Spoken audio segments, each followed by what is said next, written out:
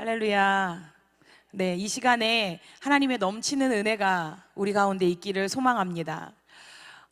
그런 이야기가 있어요. 어느 교회든지 일하는 일꾼은 그 출석하는 인원들의 10분의 1 정도라는 이야기가 있습니다. 그리고 그렇게 일하시는 분들이 저는 이 금요 기도회 때 함께 기도하는 분들이라고 생각합니다. 제가 올라오기 직전에 유튜브를 잠깐 봤는데 거기에도 한 40명 정도, 40분 정도가 40가정이겠죠. 네, 지금 함께 예배를 드리고 있습니다.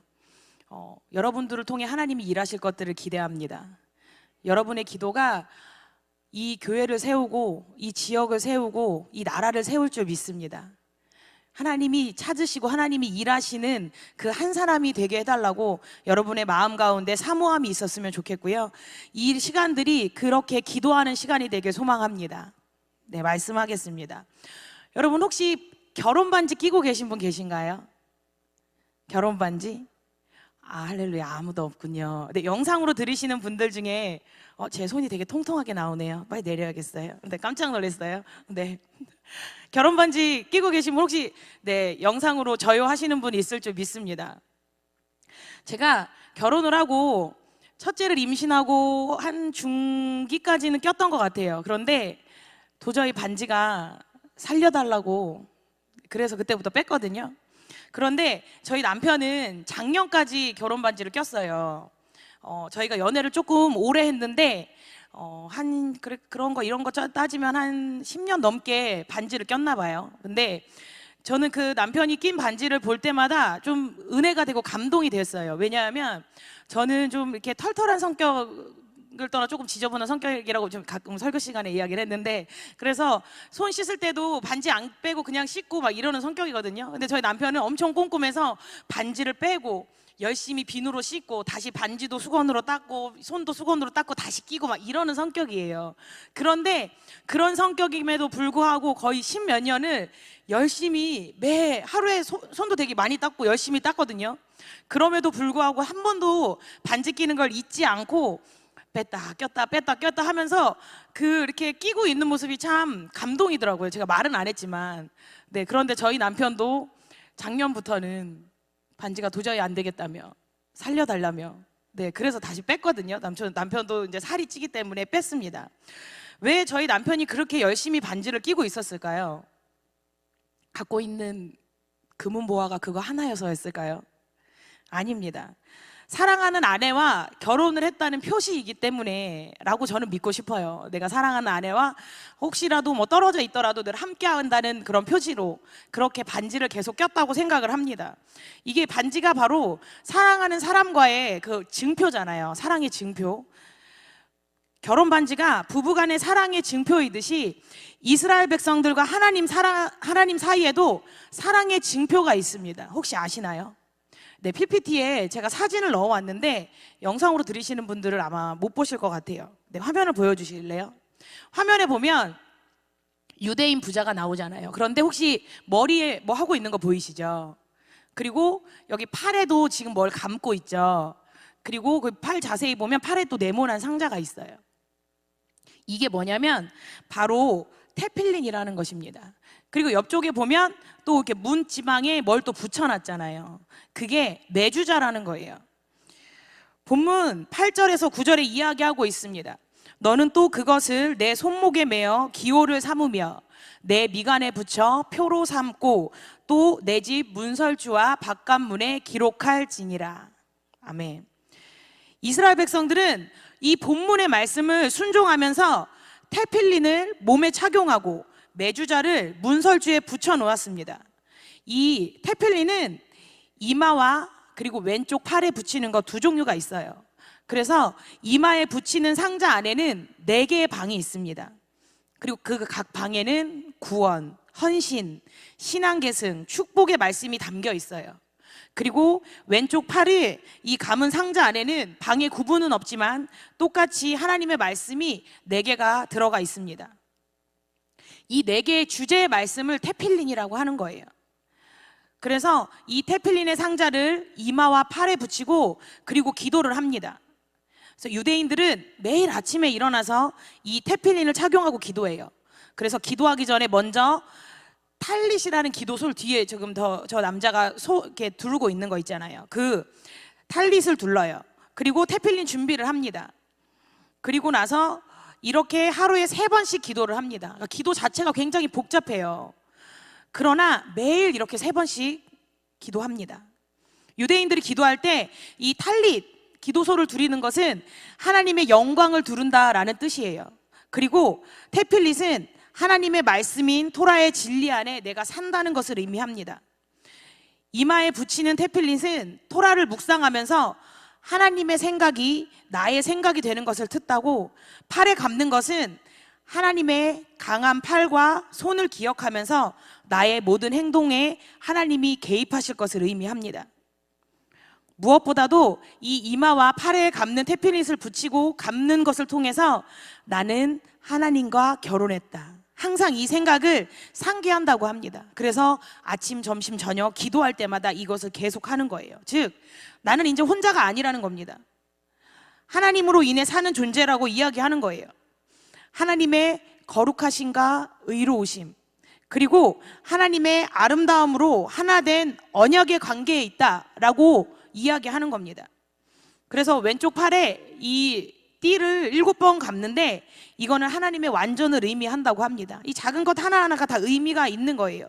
즉, 하나님 안에서 우리는 완성되고 완전해지는 존재다라는 뜻인 것입니다. 유대인들이 이 테필릿 그리고 탈릿, 이 메주자를 붙여놓는 것 모두 조금 전에 읽었던 그 하나님의 말씀에 순종하는 것입니다. 그런데 하나님께서 이렇게 기억하라라고 이야기하면서 처음 이 명령을 내린 게 혹시 언젠지 아시나요? 바로 이 말씀이 출애굽기에 나옵니다. 오늘은 신명기에서 읽었잖아요. 그런데 출애굽기에 나와요. 출애굽기 13장 8절에서 9절 말씀에 너는 그날에 내 아들에게 보여 이르기를 이 예식은 내가 애굽에서 나올 때에 여호와께서 나를 위하여 행하신 일을 말미암이라 하고 이것으로 내 손의 기호와 내 미간의 표를 삼고 여호와의 율법이 내 입에 있게 하라. 이는 여호와께서 강하신 손으로 너를 애굽에서 인도하여 내셨음이라 라고 말하고 있습니다. 모세가 430년 만에 이스라엘 백성들을 애굽에서 출애굽시킵니다. 그리고 나서 유월절의 규례와 무교절을 지키라고 명령을 하면서 이때 하나님이 말씀하신 거예요. 즉, 이스라엘 백성들을 애굽에서 건지신 그 하나님의 은혜를 기억하라는 것입니다. 노예 생활에서 해방되고 구원을 받은 그 감격을 기억하라는 거예요. 하나님의 은혜를 기억하기 위해서 단지 말로만 전하는 것뿐만이 아니라 손의 기호와 미간의 표를 삼아 그 은혜를 눈으로 바라보면서 그때 그 감격을 잊지 말아라, 그 은혜를 잊지 말아라 라고 이 테필릿이 시작을 한 것입니다.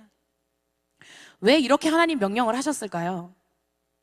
왜냐하면 그렇게 하지 않으면 인간은 하나님에게 받은 은혜를 너무나 쉽게 잊는 존재이기 때문이에요. 제가 예전에도 한번 이 말씀을 나눈 적이 있는데요. 이스라엘 백성들이 출애굽을 하잖아요. 그리고서 홍해 사건을 겪었습니다. 그리고 나서 이스라엘 백성들이 불평하는데 혹시 며칠이 걸렸는지 혹시 기억나시나요? 며칠 정도 걸렸을 것 같으세요?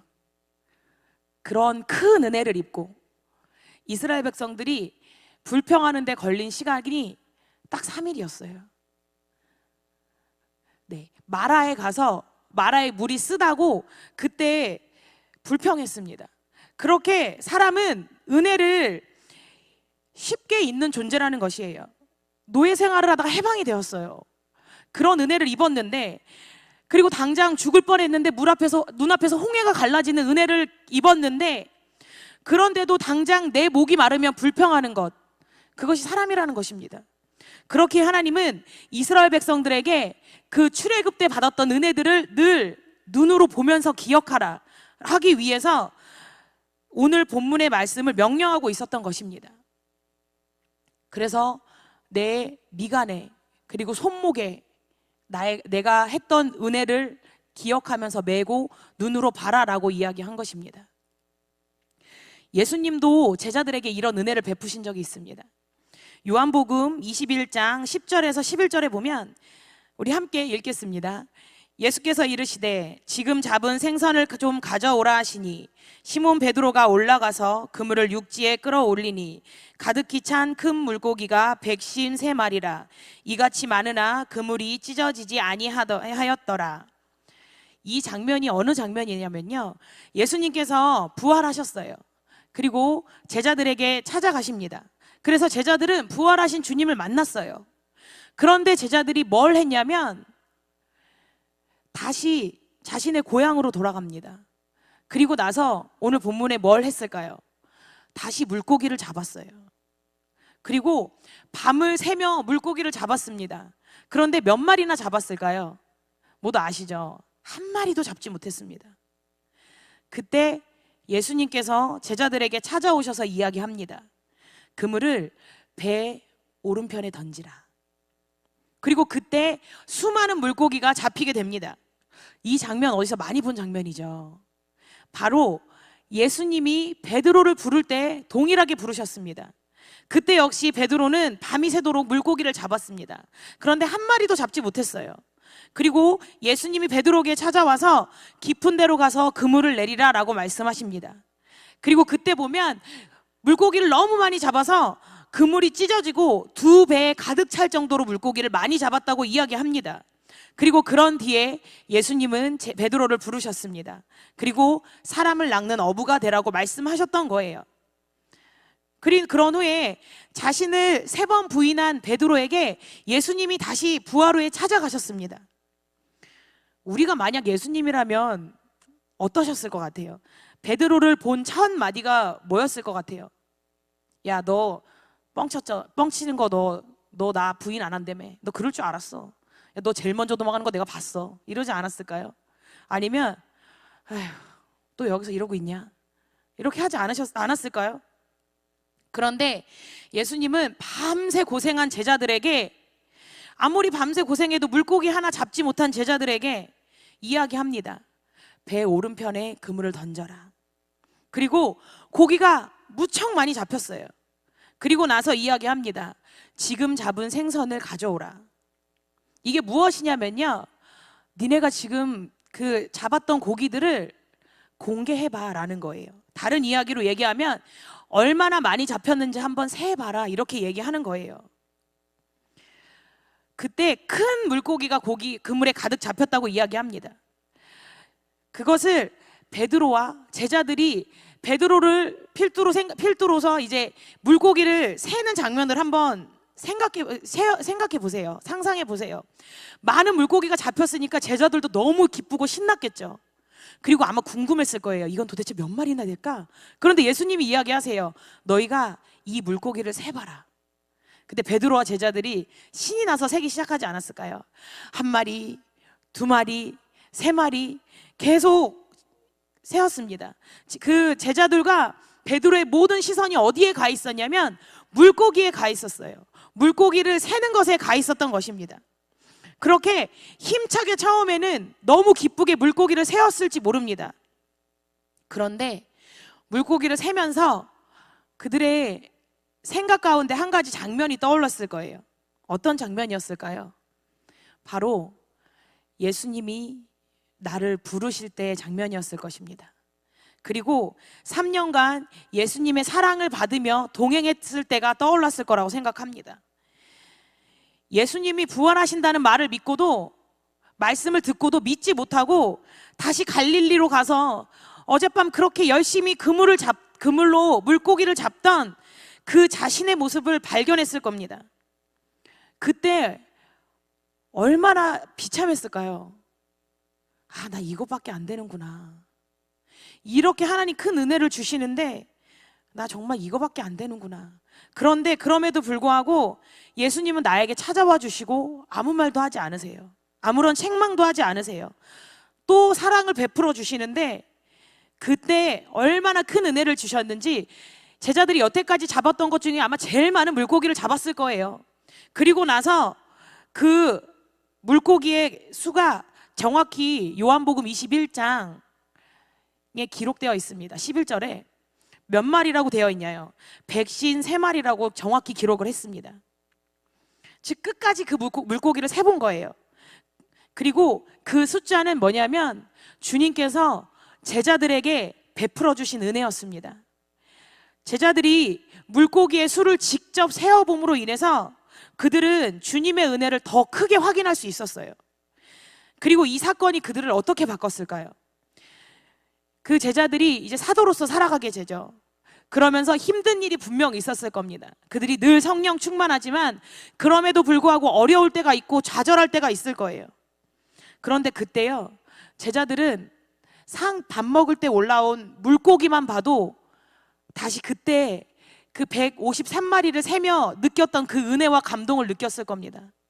그물만 봐도 그 많은 물고기를 건져 올렸는데 찢어지지 않았던 그 하나님의 은혜를 다시 회복할 수 있었을 거예요. 그리고 그게 그들의 사역에 큰 힘이 되었을 것입니다. 이처럼 이스라엘 백성들에게 역시 하나님은 하나님의 은혜를 늘 기억하게 하기 위해 손목에 메고 미간에 표로 삼고 그리고 문설주와 바깥문에 기록하라고 하고 있는 것입니다. 하나님의 말씀은 손목에 메고 미간에 붙이라는 명령은 이 오늘 본문에 보면 5절에서 7절까지에 보면 하나님께 대한 마음의 순종, 내적인 순종에 대해 강조를 하고 있습니다. 그리고 이 부분을 오늘 그 이후에 미간에 붙여라, 그리고 문설주에 기록해라, 이런 것들은 하나님을 잊지 않으려고 외적으로 노력해야 할 것들에 대해서 이야기합니다. 손목과 미간은 우리가 살아가는 데 있어서 가장 중요한 두 가지 기관이에요. 손은 신체적인 노동과 관련이 되어 있습니다. 그리고 미간은 어떤 것인가요? 머리를 의미하죠. 지적인 활동을 의미합니다. 손이 보이는 활동이라면 미간은 보이지 않는 활동을 이야기해요. 즉 어떠한 상황 속에서도 하나님의 말씀을 잊지 말아야 한다는 것입니다. 그리고 문설주와 바깥문은, 이 문설주는 개개인의 집에 있는 것을 의미하거든요. 그리고 또 이 문설주가 어떤 곳인가요? 출애굽할 때 이스라엘 백성들이 유월절 어린 양의 피를 이 문설주에 발랐습니다. 그로 인해 이스라엘 백성들은 장자와 짐승에 처음 난 것들의 죽음이 면해지게 되죠. 그 상징적인 곳이기도 합니다. 또 바깥문은 어떤 곳이냐면요, 그 당시 한 마을이나 도시의 입구를 이야기하는 거예요.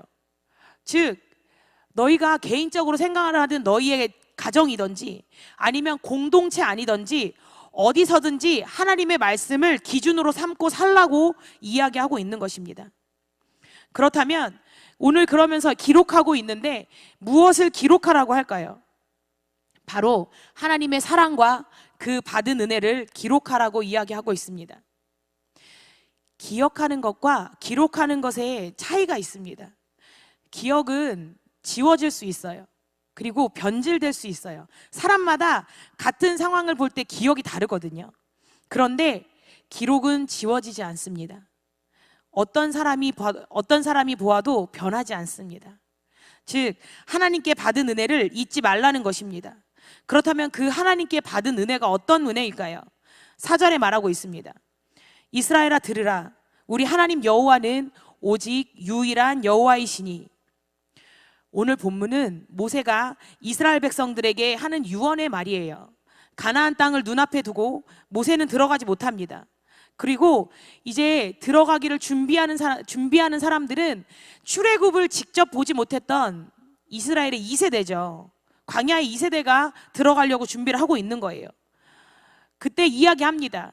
우리를 여기까지 인도하신 하나님은 오직 유일한 하나님이시다.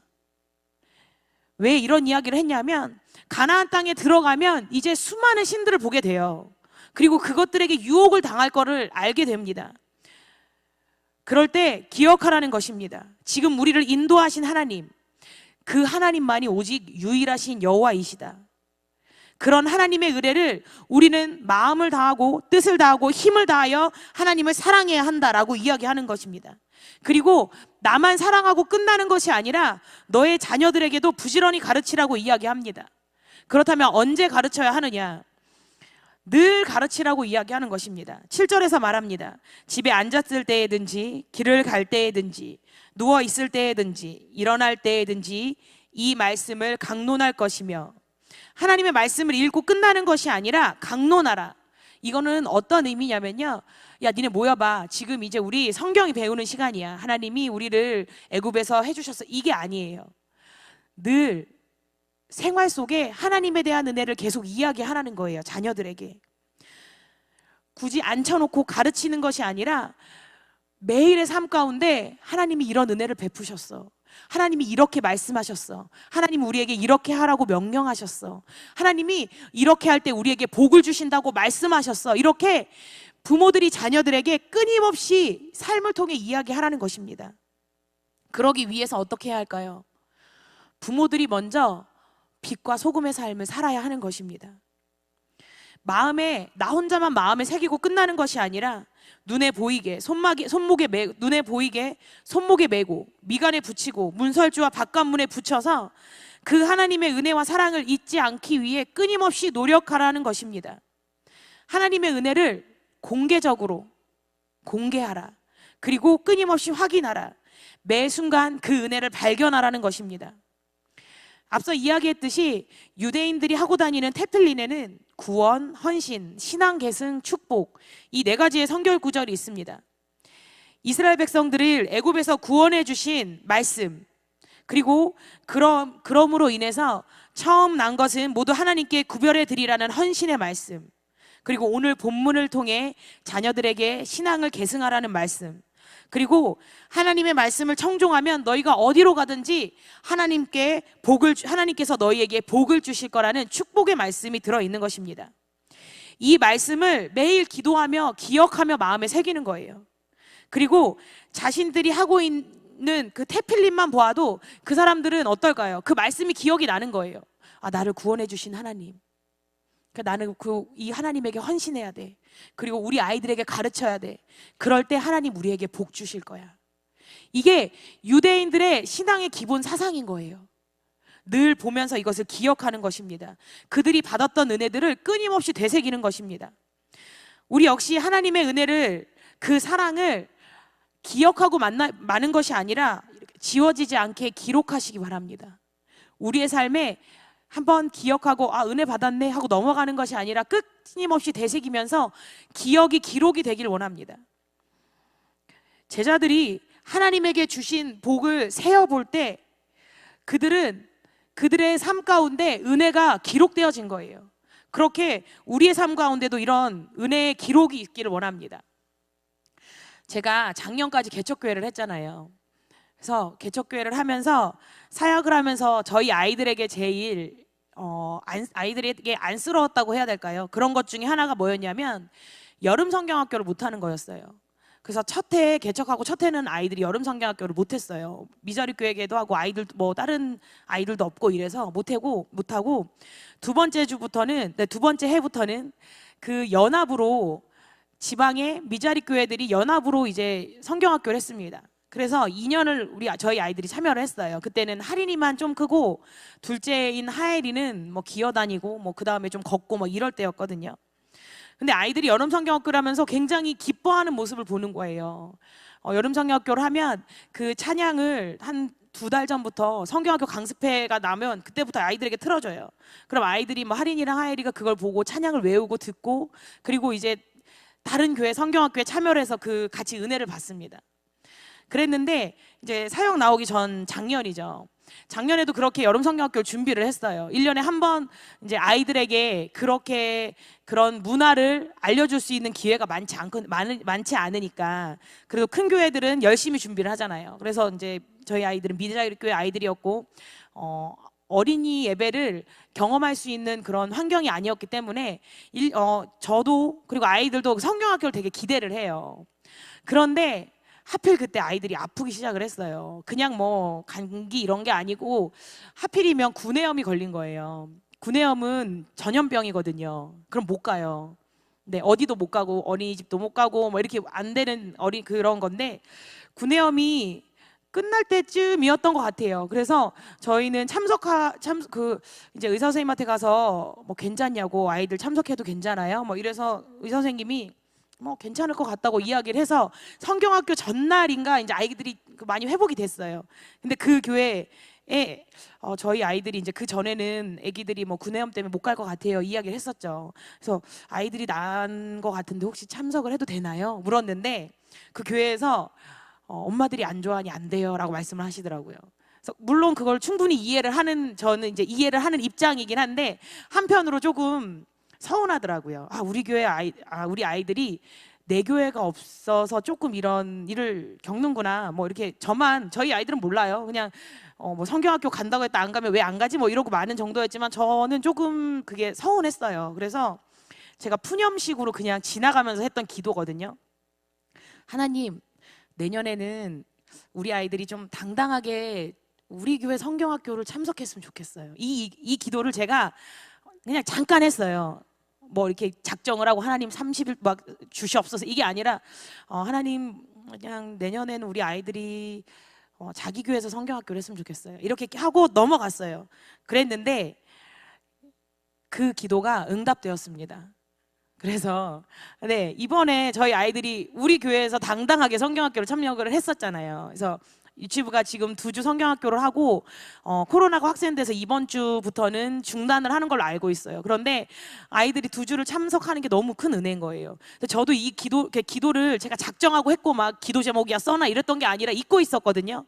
그런데 저도 이제 아동부 성경학교를 준비하는데 하나님이 이 기도를 생각나게 하시더라고요. 이게 내가 너에게 주는 은혜야. 기억하니? 그때 제가 저 개인적으로 굉장히 큰 은혜를 받았어요. 뭐 성도님들은 뭐 그런 게 뭐 은혜야, 받은 은혜야 이러실지 모르겠지만 저는 굉장히 큰 은혜를 받았어요. 그래서 이게 저는 아마 성경학교 때마다 기억이 날 것 같아요. 그리고 성경학교를 준비하는 자세가 더 남달라질 것 같아요. 하나님께 받은 은혜. 하나님이 이렇게 귀한 자리를 우리에게 허락하셨구나. 성경학교를 우리 아이들이 참여할 수 있다는 것, 그것도 하나님의 복이구나. 저에겐 이게 이렇게 은혜가 기록되어지는 시간이었거든요. 한 가지 더 이야기를 하면 저는 한 번도 이거 새벽 예배 때 이야기했던 것 중에 하나인데 한 번도 아파트에 살아본 적이 없습니다. 그래서 뭐 이렇게 아파트에 대한 뭐 로망이 있거나 이런 건 아닌데 한 가지 부러웠던 게 있어요. 뭐냐면 지하에 차 대고 바로 올라가는 거, 집에 바로 올라가는 거, 뭐 그거였어요. 주택은 차 주차 전쟁이거든요. 맨날 막 어디다 대야 되고 돌아야 되고 막 이런 게 있는데 친구네 집에 놀러 갔는데 지하에 주차하고 바로 누르니까 집이에요. 너무 좋은 거예요. 그래서 그것도 제가 작정하고 기도하지 않았어요. 그냥 와 이런 거 하나님 이런 거 너무 좋네요 하고 지나갔어요. 하나님이 그 기도를 들어주셨습니다. 무슨 의미인지 아시나요? 저희 교회 지하에 주차장이 있잖아요. 할렐루야. 네. 비가 와도 더워도 네. 지하에 대놓으면 너무 시원하고요. 네. 비 올 때 장 보고 올 때 막 비 맞지 않아도 되고요. 너무 감사해요. 그래서 제가 막 저희 남편한테도 얘기해요. 여보 이런 은혜를 주셨어. 그러면서 제가 이제 지금은 더우니까 지하를 낮에 이렇게 개방을 했다 밤에 닫고 해요. 그런데 그때 제가 지하에서 올라올 때마다 그 은혜가 늘 기억이 나요. 나에게 주신 하나님의 은혜. 네, 이런 나의 작은 푸념도 하나님이 그냥 흘리지 않으시는구나. 그런 은혜를 지금 받고 있습니다. 이런 부분들이 제가 요즘 받고 있는 은혜들이에요. 뭐 여러분들이 듣기에는 뭐 저게 무슨 은혜야 싶을 수 있지만 네, 저에게는 그렇게 작은 푸념에도 세세하게 응답하시는 하나님의 사랑을 느낄 수 있는 시간입니다. 그러니 감사할 수밖에 없습니다. 베드로와 제자들이 자신이 잡은 물고기들을 세듯이 저 역시 하나님께 받은 은혜들을 이렇게 세하려 보면 너무 감사한 게 많은 거예요. 그리고 기뻐할 수밖에 없습니다. 그리고 나아가서는 부족한 나를 이렇게 사랑해 주시는구나. 이런 은혜에 하나님 앞에 그 하나도 앞서다가 겸비할 수밖에 없습니다. 하나님이 이스라엘 백성들에게 늘 받은 은혜를 기억하라. 너의 손목에 미간에 새겨서 내 사랑을 기억하라고 말씀하신 것은 그 사랑을 받은 이스라엘 백성들이 늘 하나님을 기억하고 자신이 받은 은혜들이 얼마나 큰지 그것을 감사하라는 겁니다. 그리고 나서 그 사랑을 내가 받을 수 있는 사람인가? 아니죠. 그렇게 보잘것없고 나의 공로가 아무것도 없는데 나를 구원하신 하나님, 그 앞에 겸비한 삶을 살라고 말씀하시는 것입니다. 이렇게 하나님의 사랑을 입은 사람들은 감사할 수밖에 없습니다. 그리고 죄인된 자신을 사랑해 주신 하나님의 그 사랑, 죽을 수밖에 없는 나를 구원해 주신 그 은혜를 생각할 때 그 앞에 겸비할 수밖에 없는 거예요. 그 은혜를 잊게 되면 제자들이 예수님과 3년간 생활을 하다가 예수님이 행하신 모든 일을 보고도 그 은혜를 잊고 다시 물고기를 잡으러 갔던 것처럼 자신의 힘과 능력만 의지하며 살아가는 존재가 됩니다. 그럴 때 밤새 아무리 힘쓰고 애써도 빈 그물만 건지게 되는 거예요. 또한 은혜를 잊으면 이스라엘 백성들이 자신을 애굽에서 홍해에서 건져주신 그 큰 은혜를 잊고 목이 말라, 날 왜 여기로 인도하신 거야? 불평하셨던 것처럼, 그로 인해 결국 약속의 땅에 들어가지 못했던 것처럼 하나님을 떠나면 불평하는 사람들이 되어버립니다. 여러분, 하나님께 받은 은혜들을 헤아려 보시기 바랍니다. 하나님은 매일매일 우리에게 이런 큰 은혜들을 주십니다. 그 은혜들을 발견할 수 있는 눈을 갖길 원합니다. 아무 공로 없이 우리를 구원해 주신 그 은혜만도 너무 다 큰데 하나님 우리에게 더 많은 은혜를 매일 부어주고 계십니다. 주님께서 아무리 많은 은혜를 내려주셔도 주님의 은혜를 은혜로 헤아려 보지 않으면 우리는 은혜에 둔감해지고 말아요. 그러다 보면 결국 은혜와 무관한 사람이 되고 맙니다. 믿음은 하루아침에 생기는 것이 아닙니다. 하루하루 우리에게 주신 은혜를 발견하고 감사할 때 그 믿음이 더욱 굳건해지는 거예요. 하나님 앞에 받은 은혜를 헤아려 보고 기억하는 것, 그리고 그것에서 그치는 것이 아니라 지워지지 않게 우리의 심령 가운데 기록하시길 바랍니다. 날마다 그 받은 은혜를 나누시길 바랍니다. 하나님 앞에 나누고 자녀들에게 나누고 그리고 가정에서 나누고 주변 사람들에게 나눌 때 우리의 삶을 통해 하나님 더 영광 받으시는 것입니다. 그럴 때 우리는 늘 나와 함께 하시는 하나님을 발견하게 되는 거예요. 그러한 시간들이 있을 때 우리의 삶에 고난이나 어려움이 온다 할지라도 우리가 흔들리지 않는 믿음의 굳건한 뿌리를 갖게 되는 것입니다. 반석 위에 세운 집처럼 굳건한 믿음 위에 서게 되는 것입니다. 이 시기 우리가 불평할 수 있습니다. 그리고 원망할 수 있습니다. 두려움이 가득할 수 있습니다. 지금 코로나19로 인해 너무나 많은 사람들이 두려워하고 있습니다. 그리고 원망하고 있습니다. 불만과 불평이 가득할 수 있는 이런 상황 가운데 그럼에도 늘 우리를 보호하시는 하나님, 늘 우리를 지키시는 하나님, 매일 매순간 우리에게 은혜를 부어주시는 그 하나님의 사랑을 발견하며 감사하길 원합니다. 우리에게 받은 복을 세어보시길 원합니다. 그리고 하나님의 사랑으로 우리의 삶을 채우고 나가시는 우리 모두가 되길 기도합니다.